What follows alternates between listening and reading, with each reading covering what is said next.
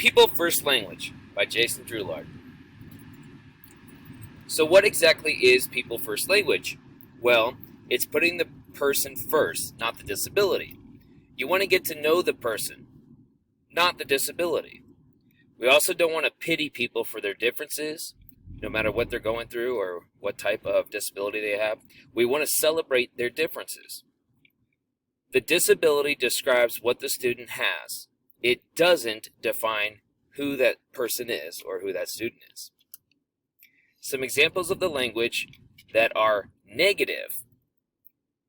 A student being referred as special ed. Instead, we want to refer to them as their actual name, but they are a student in special education. Another one, deaf kid. We want to refer to that student as student with a hearing disability. I've also heard a student being called the slow kid. Really, that's the student that just needs more time.